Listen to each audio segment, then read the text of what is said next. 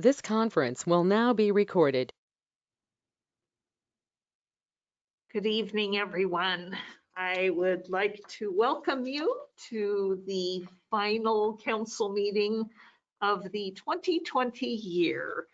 Who knew when we started this year what our December 15th would be like? But here we are. We had promised a short meeting. It'll go a little longer than we had hoped, but we'll try to get through business and allow everyone to get back to their families. So we will start with our roll call from our esteemed city recorder and fantastic shortbread cookie maker, Ms. Phyllis Bowman. Counselor Belts. Here. Counselor Carey. Here. Counselor Lopez. Here. Counselor Sharmer.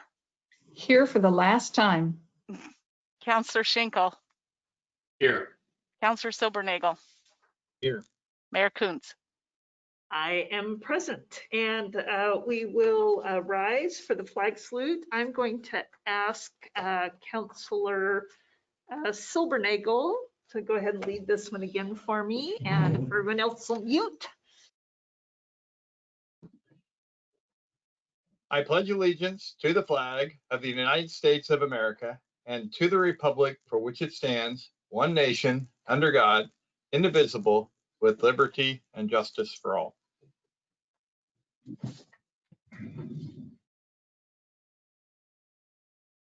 Thank you for that.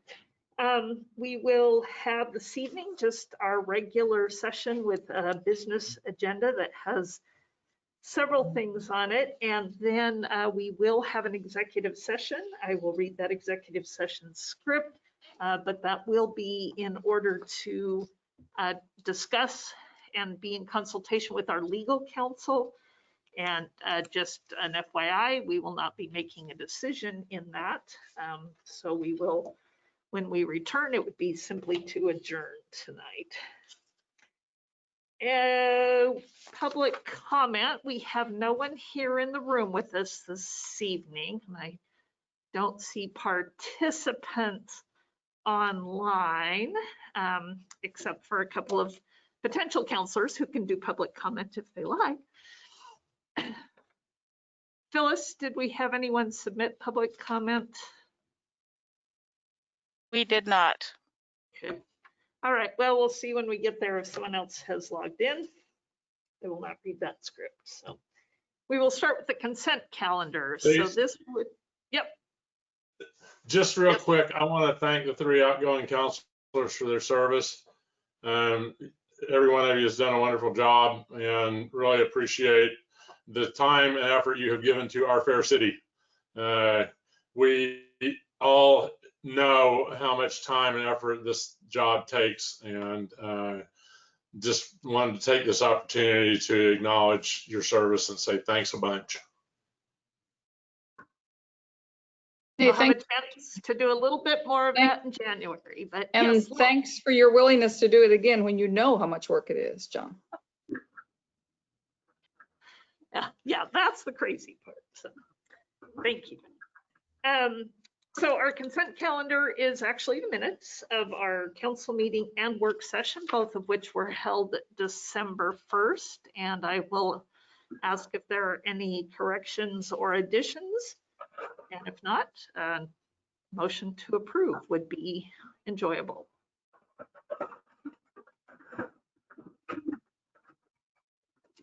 I move approval of both. And the second? Second.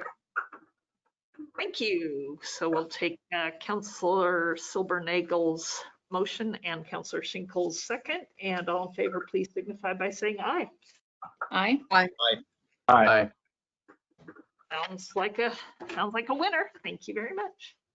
I'm going to start off actually the mayor's report.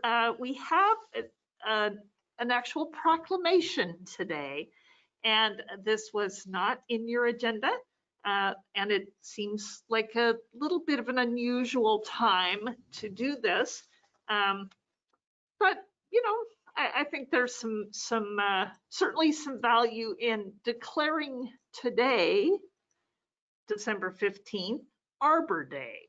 This is part of our ability to continue the proud tradition of being a Tree City, USA. We make an Arbor Day Proclamation, and I'm going to read that. And it says,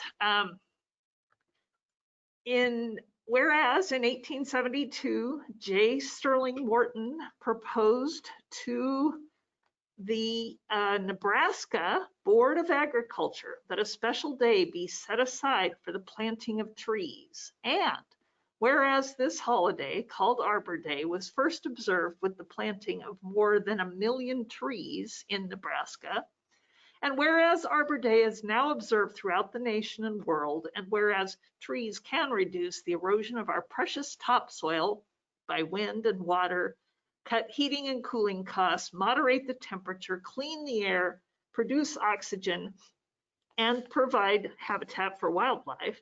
And whereas trees in our city increase property values, enhance the economic vitality of business areas, and beautify our community. And whereas Monmouth has been recognized as a Tree City, USA by the National Arbor Day Foundation and desires to continue its tree planting endeavors, and whereas trees are a source of joy and spiritual renewal, therefore I, Cecilia L. Kuntz, Mayor of the City of Monmouth, do hereby proclaim December 15th, 2020 as Arbor Day in the City of Monmouth. I urge all citizens to support efforts to care for our trees and woodlands and to support our city's community forestry program. And further, I urge all citizens to plant trees to gladden the hearts and promote the well-being of present and future generations. In witness thereof, I will here to set my hand and cause the seal of the City of Monmouth to be affixed this 15th day of December 2020. So we didn't get a lot of our tree planting times in this year, and hopefully we'll catch up next year, but today is Arbor Day in Monmouth.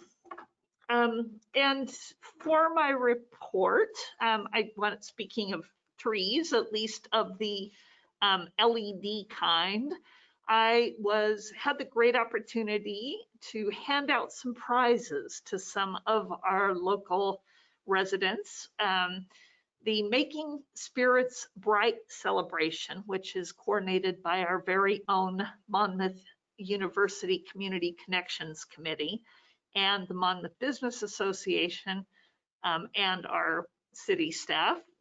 There have been a lot of really fun activities for that, but one of them was inviting people to submit their homes to be judged for their decorating prowess, and it was really fun to get to go out, and I got to look at them all, and I voted online for them. I think I heard we had over 200 people vote in that competition, but I got to go out and hand out the prizes. So it was really fun hearing people take pride in making their home a little cheerier and more joyful for their neighbors, and so I appreciate that effort. The other thing I wanted to talk just a second about, we have the end of the year coming up, and that December 30th is a deadline for agencies, local governments to spend money that was distributed from the CARES Act, the Coronavirus Relief Funds from the federal government.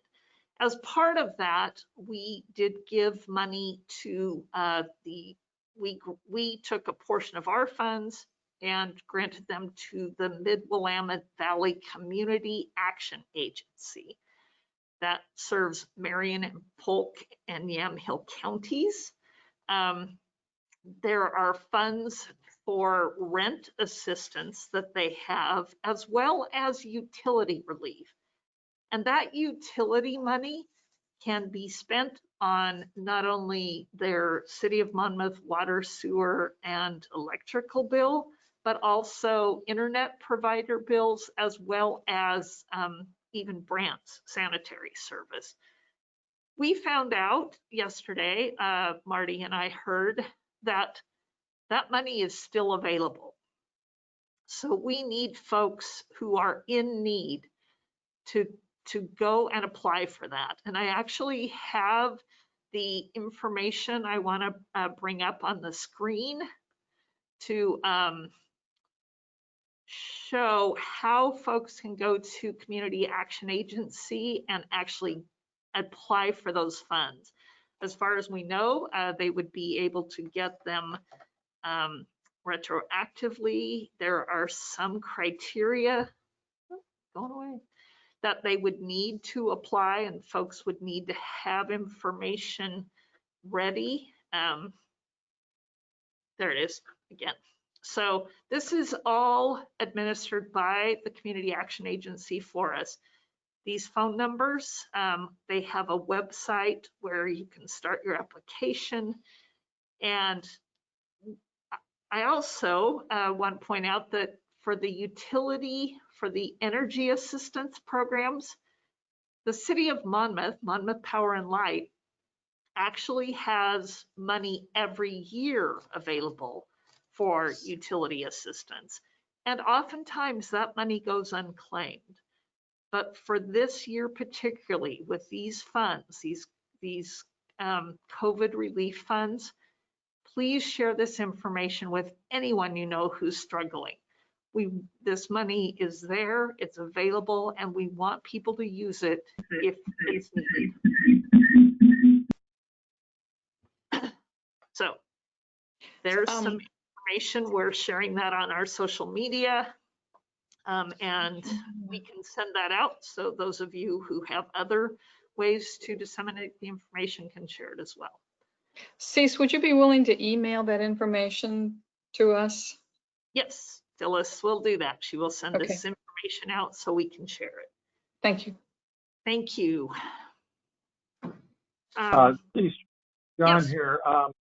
Can you access, and I'm not sure what kind of access you can have, but you might, a pretty good database of the parents of children in the central school district, whether you can access that and be proactive on that or not. I'm sure you've thought of it, but I just thought I'd ask.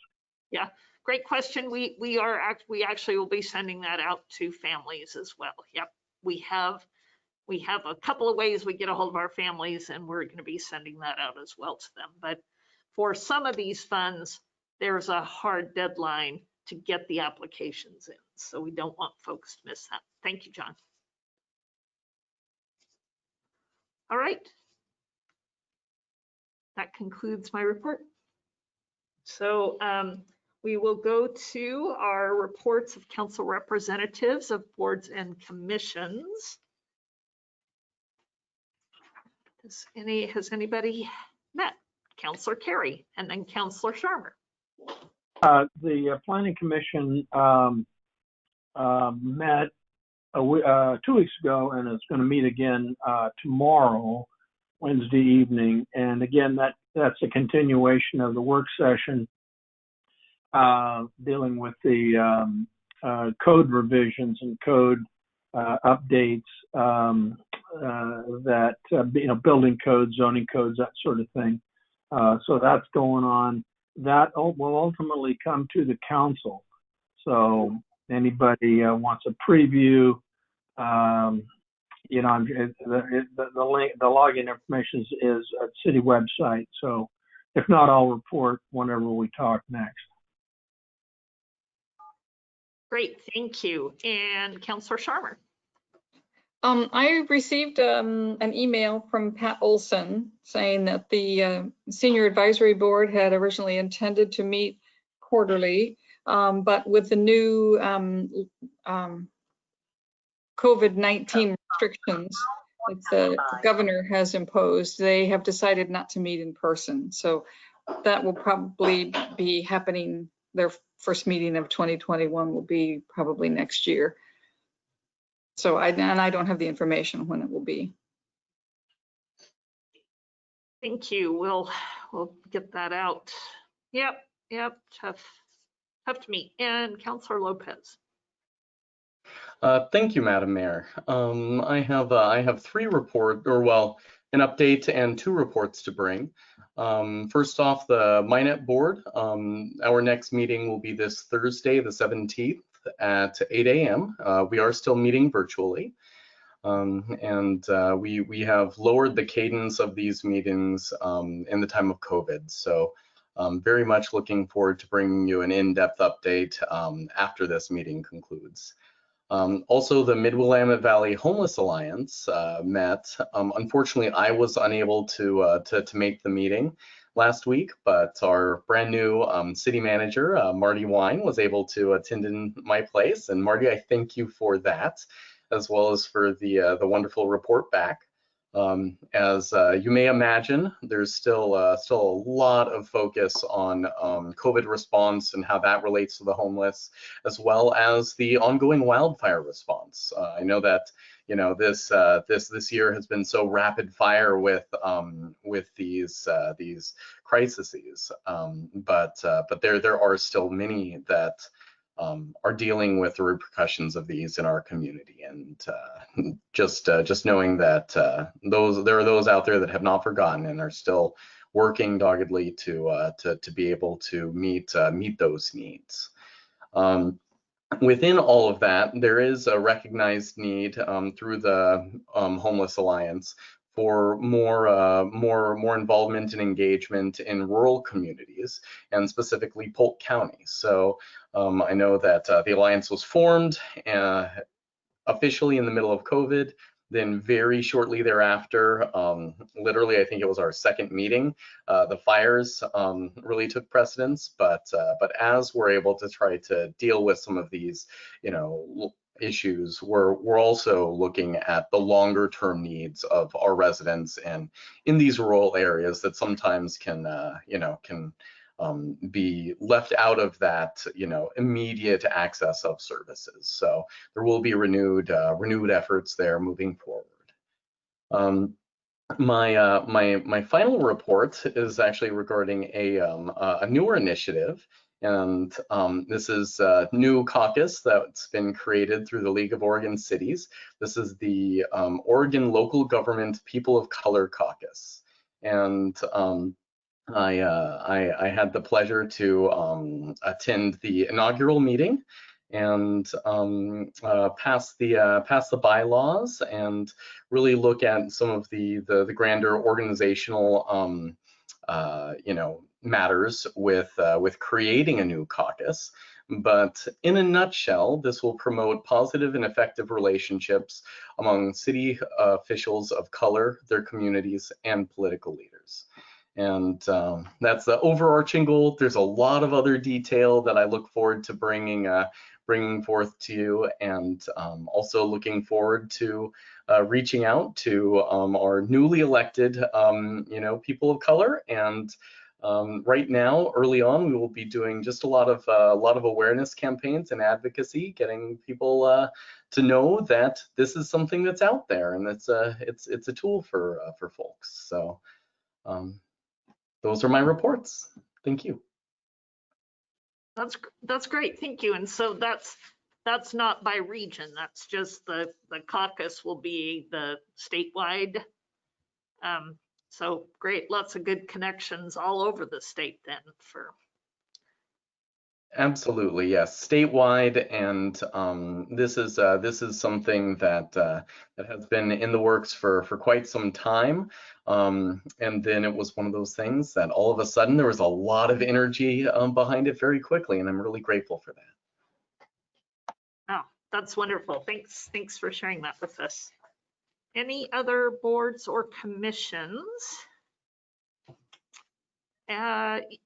So you will all be getting an email from me with a list of the boards and commissions, not only all the openings, and we will talk a little bit about that, but also so you can start thinking about which boards and commissions you might want to serve as a liaison to. There are actually 10 positions with boards and commissions that we support as counselors, that we attend the meetings, that we work to connect those boards and commissions with the other business of the city, and we champion and bring forward their work. And so I'll be sending that out and letting you think about it. It's always a nice opportunity for those of us who have represented a certain group and made those connections to kind of change it up. But the thing I send will have when the meetings are, because obviously sometimes that can preclude folks from supporting. So, and we'll have a couple more vacancies to fill. We have received the resignation of John Oberst from the Planning Commissions, since he can't do both.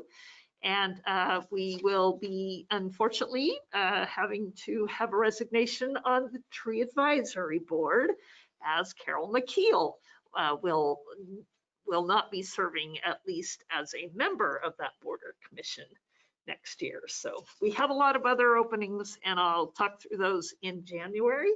But just so you're looking for an email from me and thinking, counselors, about which commissions and boards you would really like to spend your time with.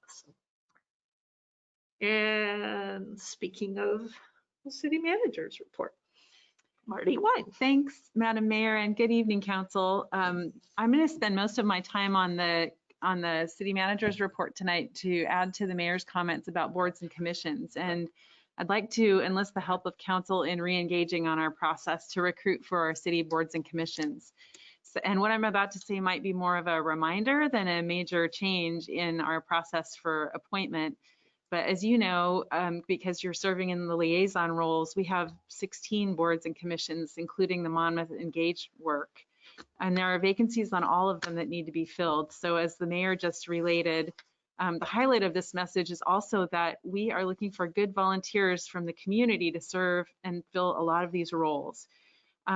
So as you hear from the mayor about where you might want to serve, I'm also hoping that you will reach out to folks in Monmouth who you know who would be great volunteers who would like to serve on boards and commissions. And we're beginning now to start to advertise to fill those vacancies.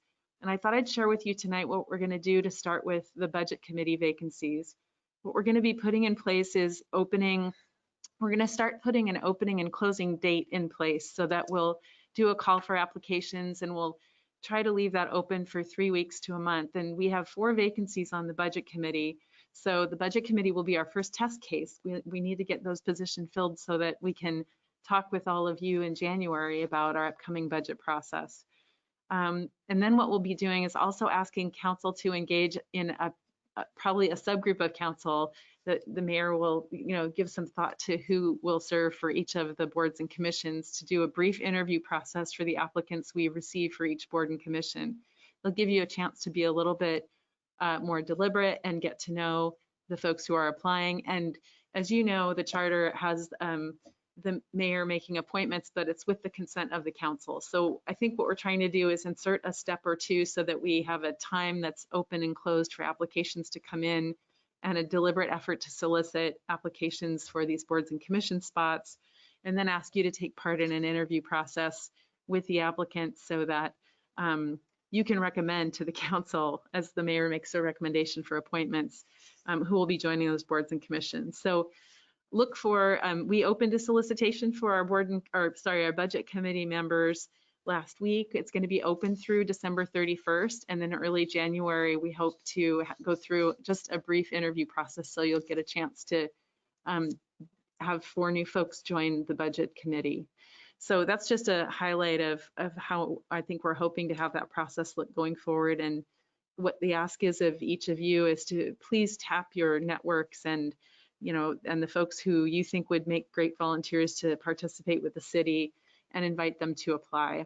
We've got information up on our website about the budget committee and the time commitment and the responsibilities, and that'll be up through the end of the year. I know it's not a great time to be looking for volunteers because folks are having holidays and all of that, and it's not probably the most rewarding time to serve on a volunteer board when we're doing mostly virtual meetings, but hopefully folks who will make this commitment and get started with us. So that's the highlight of my city manager report tonight. Other updates for the council for this week.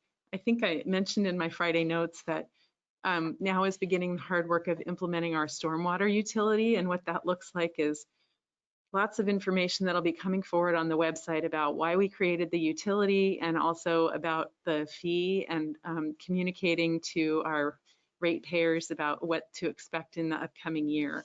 We're also working with our major customers to be sure that we're assessing the right account, the right amount, and some of our larger customers just to make sure that those accounts align right.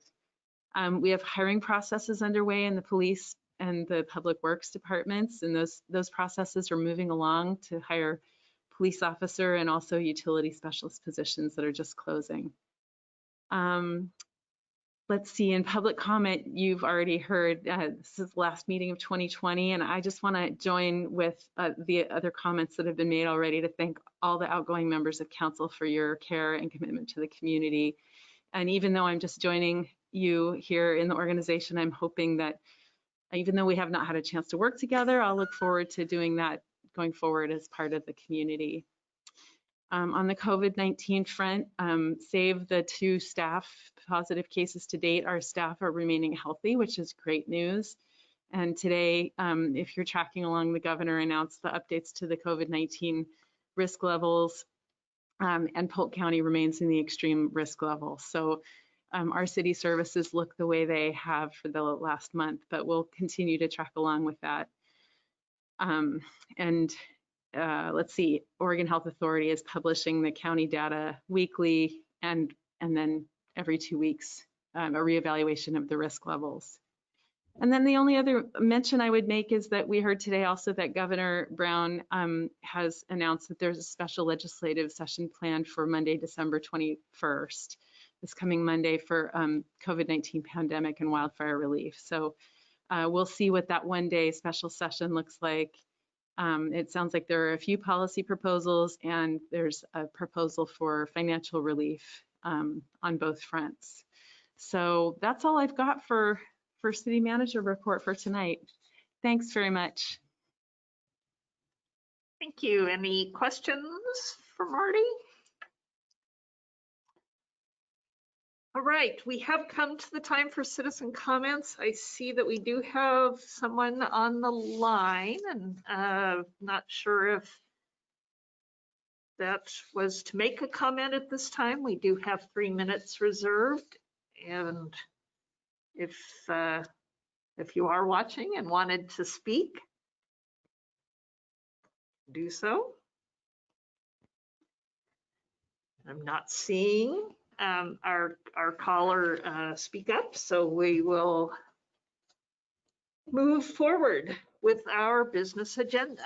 And again, thank you all. We thought we would get away without a meeting tonight, but we do want to deal with a few things, including the adoption of several matters that we have spoken about at length previously. And so we will start, it looks like, with our issue of our City Hall potential bond. And Janet Chenard, our finance director, is going to catch us up on the work here.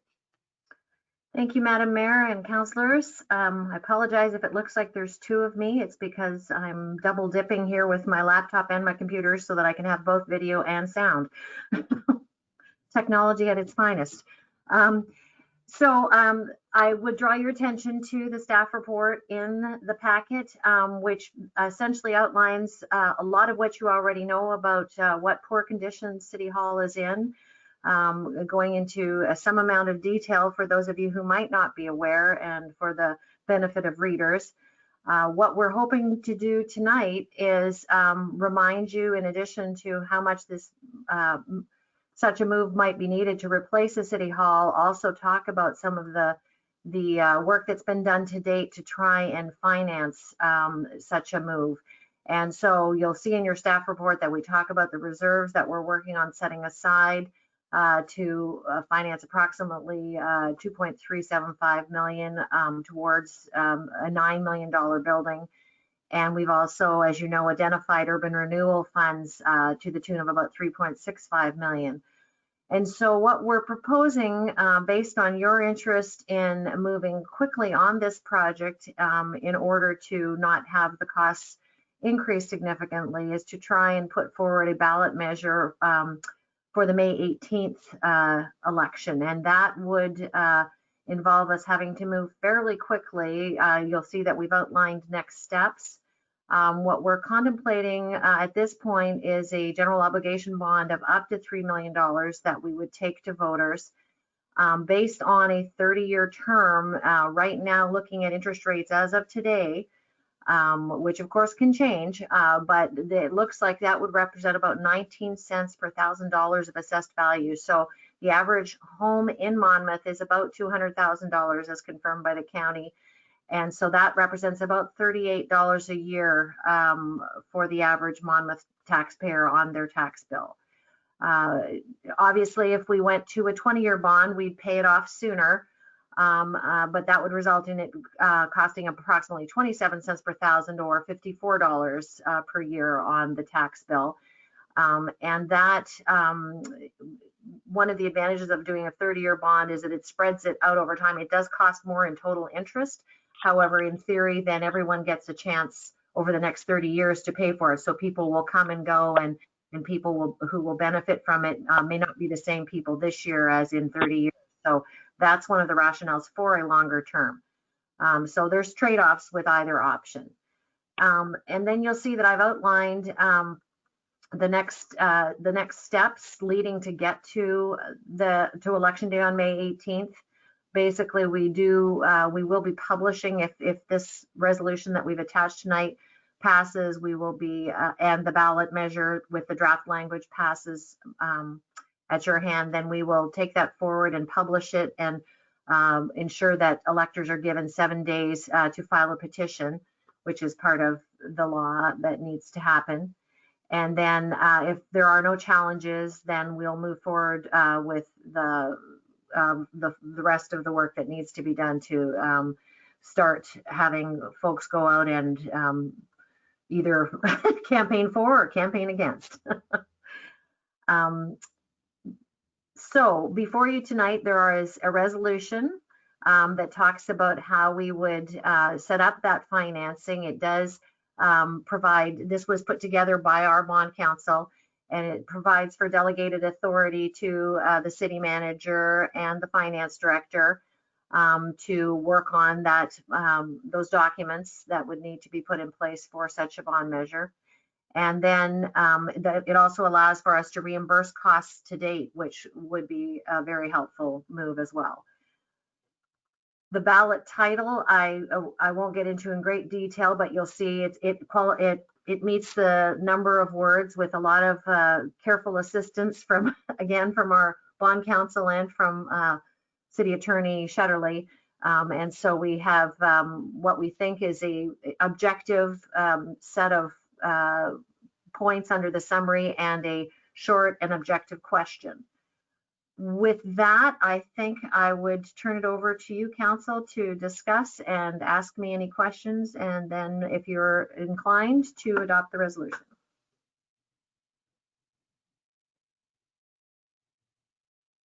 All right, and we will now ask for any of those questions.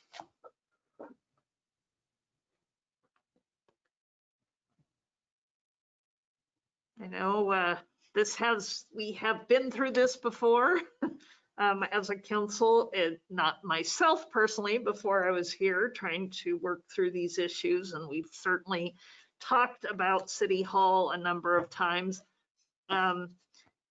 It's difficult, extremely difficult to ask for money right now, but the planning that has been done, the work that the budget committee staff and that we have done to make this three-legged stool, this balanced funding source, will certainly be unimaginable to me that we would be able to go forth and get a safe, secure, accessible City Hall that could become a real beauty spot in downtown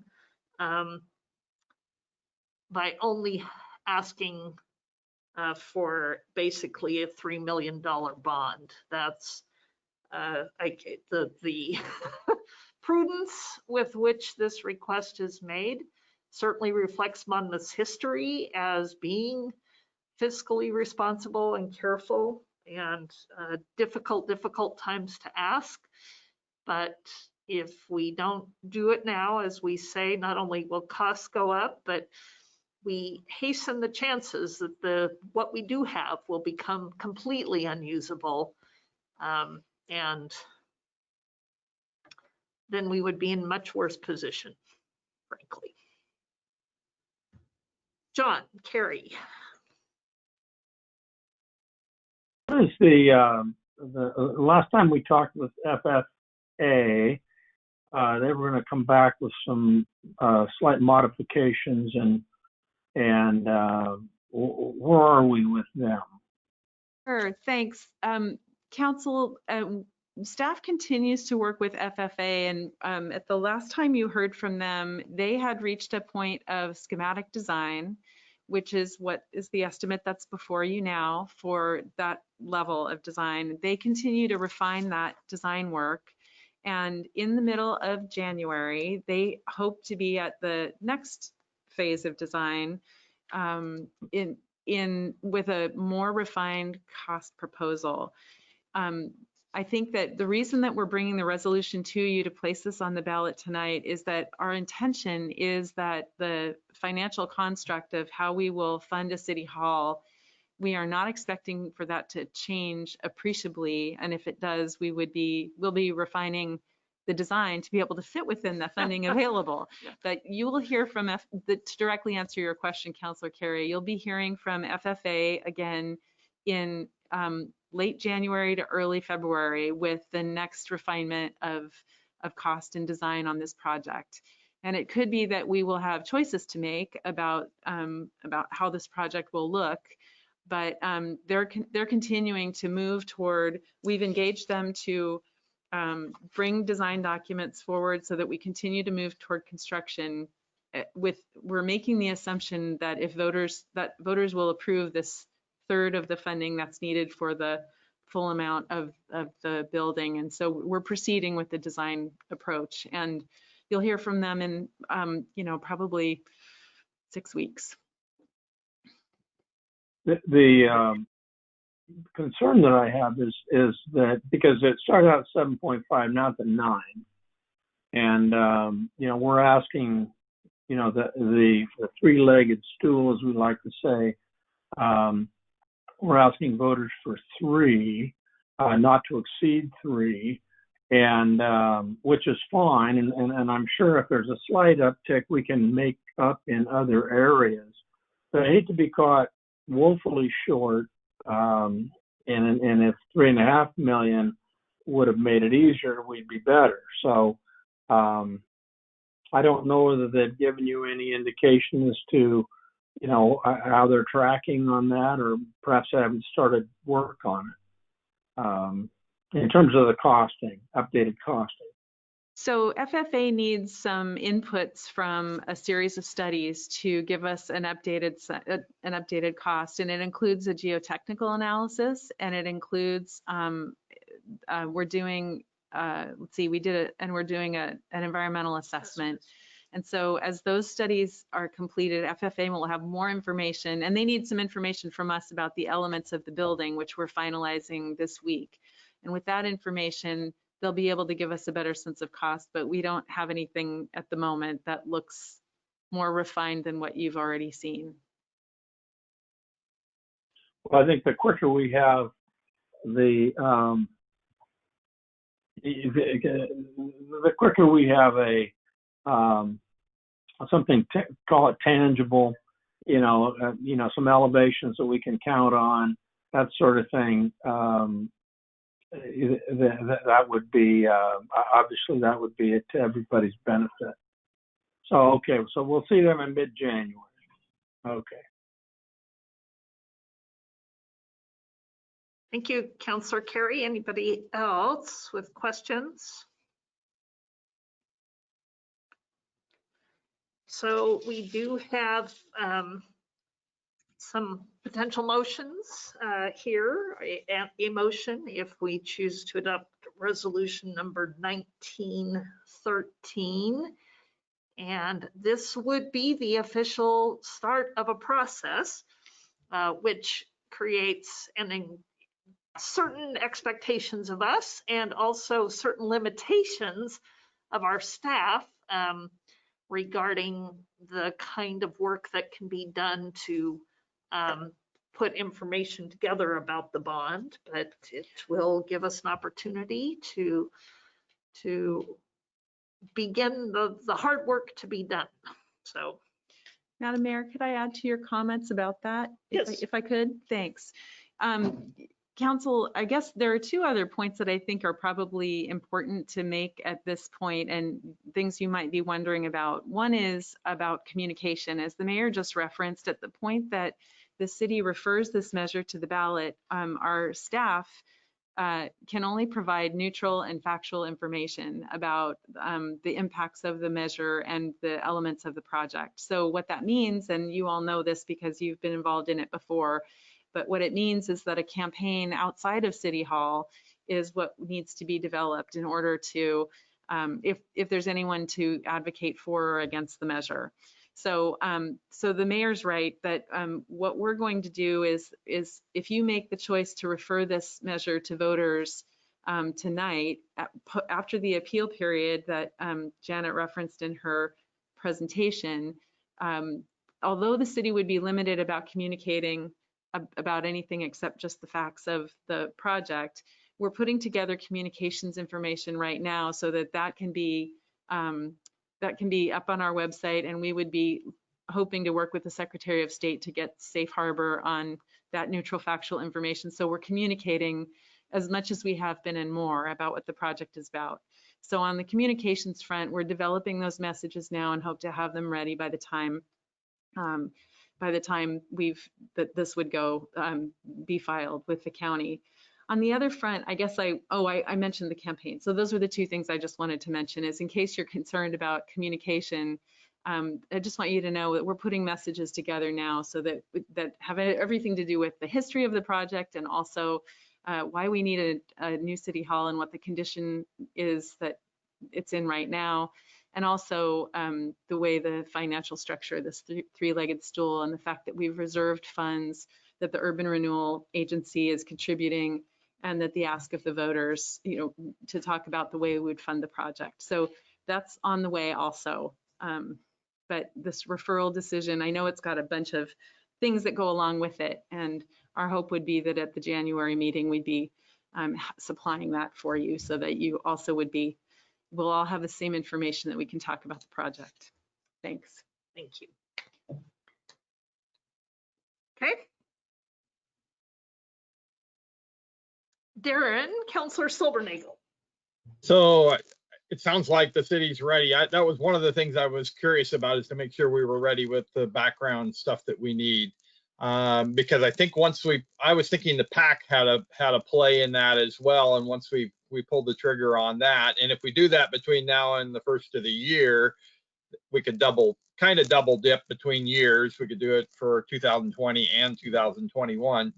But I was thinking the key there is that you're ready. And what I heard, I guess you say, Marty, was that you're pretty much ready and you've got the background information set. And so then seems like the quicker we move, the more education we can do for the community, which to me is a big benefit. So. And Cece, if I can, just to be clear, that trigger for that limitation on involvement of public resources and staff is actually as Marty said, it's the filing of the measure with the county clerk. That doesn't have to be done until March. So we actually have time to develop materials in advance of that. Great, thanks. Thank you. Okay. Madam Mayor, will you entertain a motion? I would love one, Councillor Lopez. I move to adopt Resolution 1913, which calls for an election measure to submit to the electors of the city the question of authorizing the issuance of up to $3 million of general obligation bonds to provide for a replacement city hall. Second. That. I think. I will allow this. this. I will give the second to Counselor Sharma. Okay. Thank you, Counselor Lopez for your motion and Counselor Sharma for your second on the issue. And if there are no further questions, I believe we'll do a roll call on this. As a point of discussion, Yes. I would like to reiterate Councillor Silbernagel's commentary that we are well prepared. We have been working on this as a city for a very long time. Reading back through the goal setting notes from the past, oh gosh, I mean, 3-4 decades, this has been in those notes. And so I know that there's a lot of things going on right now in the world and in our community, but if we wait for the perfect time, we'll be waiting another 4 decades and then still waiting beyond that. So as opposed to letting this sit longer, get more expensive, because we know construction costs only go up, let's take care of this now and have a wonderful cornerstone and hallmark of our community in our downtown, built through civic pride. Thank you, Counselor. All right. Roll call, please. Ms. Bowman. Counselor Silbernagel. Aye. Counselor Beltz. Aye. Counselor Lopez. Aye. Counselor Carey. Aye. Counselor Sharma. Yes. Counselor Schinkel. Yes. Passes 6-0. Thank you very much, everybody. See, the one thing I would love to be able to vote on. I should have handed the baton off to Counselor Silbernagel for the evening. Here we go. This is it, guys. Hopefully we can get this done. This is so important. Thank you all very much for that. And now we have Janet Chenard again, and we're going to talk about how to save some money on our MyNet debt. Yes, good news.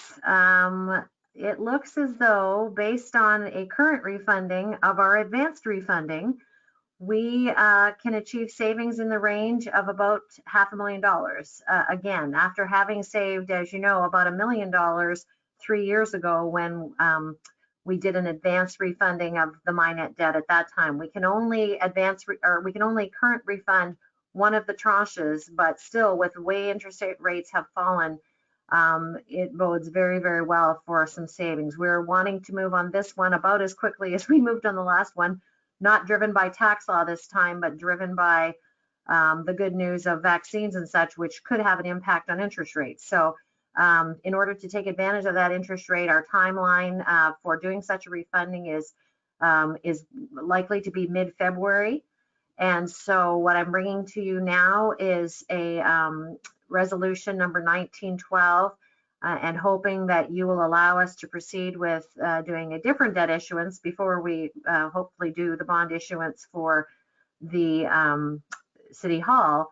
But this one will help with reducing our debt levels. So that is, kind of fortuitous in the face of increased debt levels for a general obligation bond. But which I didn't mention with the last presentation is neither of these really impacts our credit risk unduly, because the GO bonds would be voter backed, and this particular one is already in place. It's just reducing the interest rate and repackaging it as far as payment terms goes.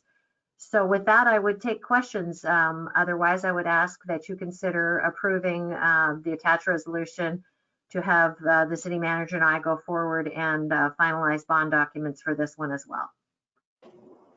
This isn't a question, but I just want to emphasize how lucky we are to have you. Thank you. Thanks for saving us money. That's all in a day's work, maybe, and the right interest rate environment. Thank you. Just a refinance or remortgaging here, but reducing our overall long-term debt. And Councillor Carey. Two quick ones. One is you know, when I read that, I thought you were speaking in tongues because I don't understand all the lingo that goes into that. But it appears it could be as much as $5.5 million, and then we would perhaps recoup savings of basically 10% of that. And I couldn't understand how the downward ticks of the interest rate would get to that much savings on that much money. That's question number one. And then question number two, because it's probably obvious, but I just like that this will extend our obligation, a couple years into the future. In other words, the payback on this will extend our indebtedness out over time, as I understand. Again, I may or may not be correct. Thank you. Okay, so if I may answer those two questions, the reason that it looks like such a major savings is because it is spread out over time. It's 20 years, which is our current amount. That is the remaining term on the debt is 20 years, and that has not changed from what we had before. So we were well, I mean, it has changed from 20 years because it was 23 years, but we've already been paying interest for 3 years on the 2017 debt. And so in refinancing it, we kept the term identical. There is a small principal payment up front now of $50,000, but otherwise the principal payment term is identical. The amounts will, and I shouldn't say have, because we haven't actually done the issuance yet, and it'll be structured approximately according to what it was last time, but there could be some fluctuation in the amounts of the actual principal dollars. But the $5.5 million is essentially what's left on it as of April 1st, and that's what we're refunding. And it's spread out over the same amount of time, but over 20 years, we are able to, yes, save $500,000.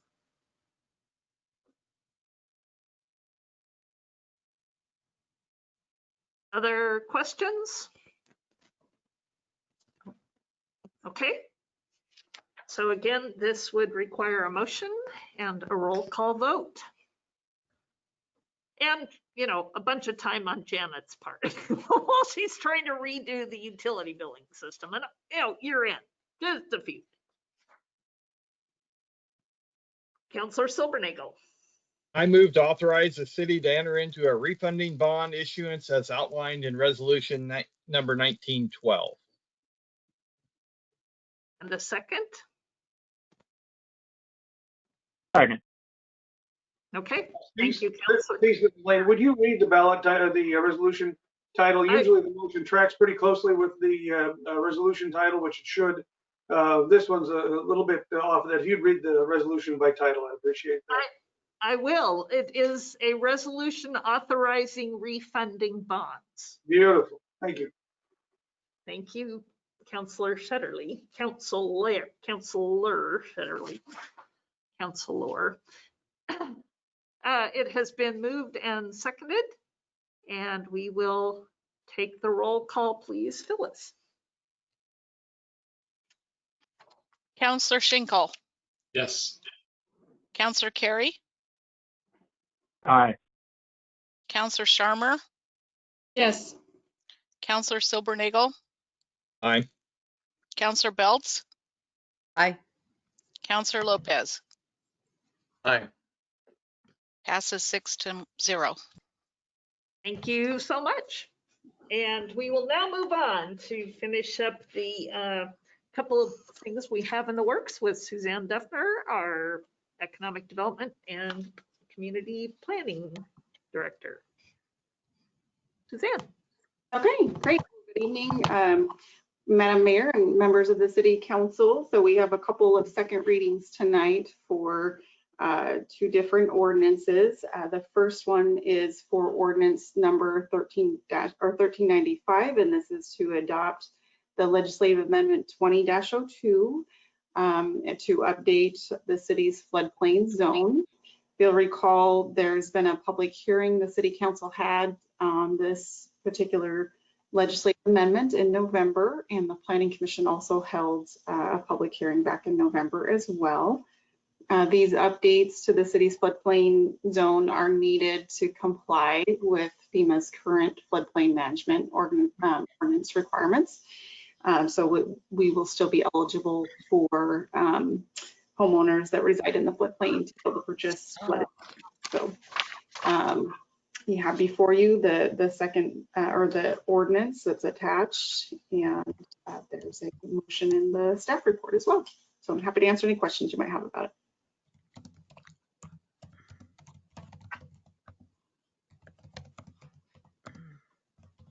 So this is discussion questions for Suzanne. And otherwise, this would be our second reading of ordinance number 1395, an ordinance adopting amendments to chapter 18.125 of the Monmouth Zoning and Development Ordinance relating to floodplain zone regulations based on our legislative amendment 20-02.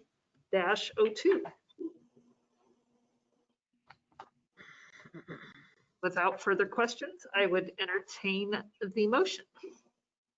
Madam Mayor, I'll move that the council adopt ordinance number 1395, an ordinance adopting amendments to chapter 18.25 of the Monmouth Zoning Development Ordinance relating to floodplain zone regulations, and parenthetically legislative amendment 20-02. Second. Thank you, Councillor Carey. And the second, Byron Schinkel, Councillor Schinkel. All right. And adopting an ordinance, I believe we also need a roll call, Phyllis? Councillor Carey. Aye. Councillor Lopez. Aye. Councillor Schinkel. Yes. Councillor Sharmer. Yes. Councillor Beltz. Aye. Councillor Silbernagel. Aye. Motion passes 6-0. Thank you very much. And on to our next and final regular piece of business for the evening. Yeah, great. Okay, so this is the second of the ordinances. I have second reading scheduled this evening. This is ordinance number 1396 to adopt annexation 20-01. On November 18th, council held a public hearing related to this annexation to annex approximately 43.45 acres into the city limits. This property is generally located north of Gentle Woods Park and it just abuts Pacific Highway 99W. The proposal is to annex the property, and upon annexation inside the city, the property would be zoned low density residential, which is consistent with our low density residential comprehensive plan. And then you have before you the ordinance for second reading. And with that, I would be happy to answer questions you might have about it.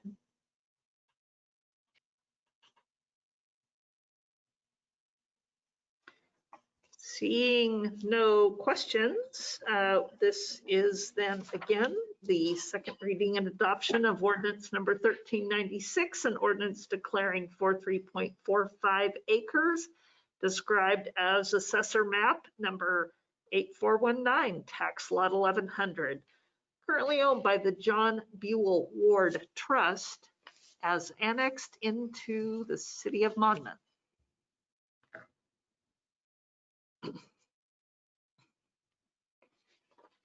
Councillor Schinkel. I move that the council adopt ordinance number 1396, an ordinance declaring 43.45 acres described as assessor map number 8419, tax lot 1100, owned by the John Buell Ward Trust, annexed into the city of Monmouth. Second. And that was a second from Counselor Beltz. And roll call, please. Counselor Sharmer, Yes. Counselor Schinkel, Yes. Counselor Carey, Aye. Counselor Lopez, Aye. Counselor Silbernagel, Aye. Counselor Beltz. Aye. Passes 6-0. Wonderful. Thank you, Suzanne. I will now entertain any council comments or community announcements before we head into executive session. Anybody have? Counselor Carey? Just real quickly, I think most of you have seen the information gathering that ODOT has, an outreach that they're doing regarding the roundabout north of town. There's a website, there's a mailing, I think, in the mail today, and I would encourage us all to be conversant in that, be able to answer questions regarding it. I think it would have a large impact for Monmouth because, you know, Highway 99 runs right through Monmouth, and that can speed traffic up and smooth traffic in and out of town. I think it would be a good thing. There'll be a lot of noise from Dallas. It really doesn't affect Dallas as much as it impacts us. And so wherever you come down on it, I don't know that is the issue, but I think it's all incumbent upon us to become conversant in it. And, you know, if we're so moved to be supportive, great, but at least to be conversant. That's one. And then this is a question for you, Madam Mayor. We've all been through the essentials for elected officials or whatever, and some of us have been through two of those. If there are suggestions that we have for our operations and so forth, how would you like to receive those, or do you have an agenda item in January that we should hold them for? Thank you for asking that question. We did. Council was able to sit through some training. Many of us had 2 days or a couple of hours on 2 different days with Bill Monahan, who works for our local council of government, and others attended the League of Oregon Cities Elected Essentials, which is very in-depth. And I appreciate that, and actually did take away a couple of new things myself, even after having been through those. Actually, City Manager Wine and I have talked about doing our retreat sort of towards the end of January, beginning of February, and really taking a look at some of those things, our council rules. It's a good time with some new members on council, as well as for her being new to us. How do we operate that communications plan that we came up with? So we were thinking about it at that time, and I would certainly either she or I will take suggestions of topics that you really want to work through. That's great. Thank you for asking.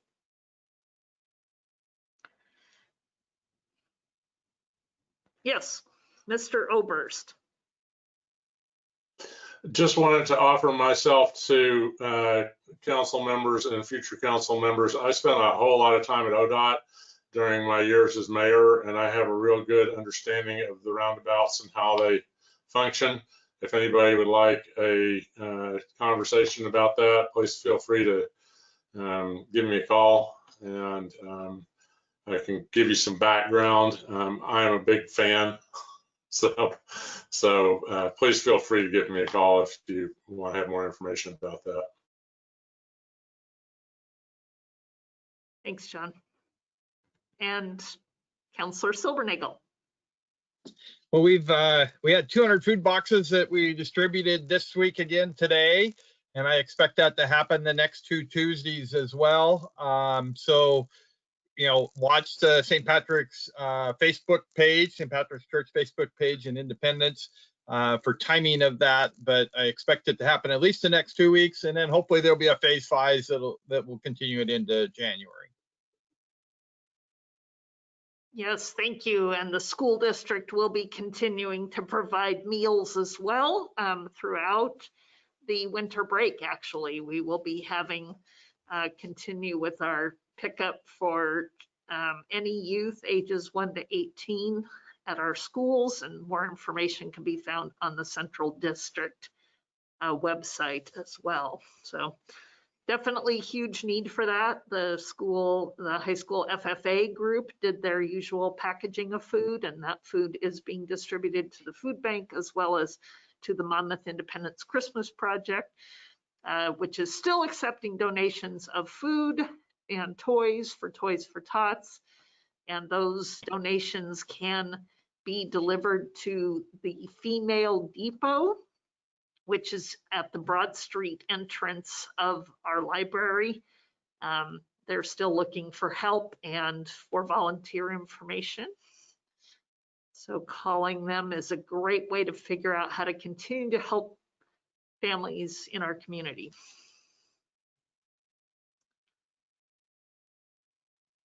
All right.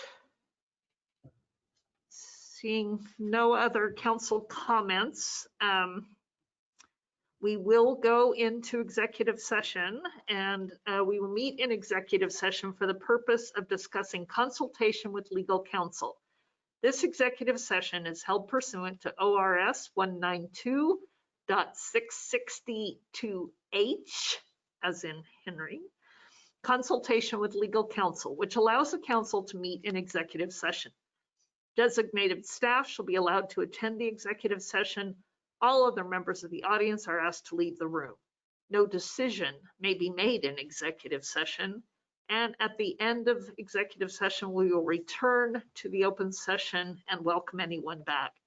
However, it is not anticipated action will be taken this evening after returning from executive session. So we will be moving into executive session.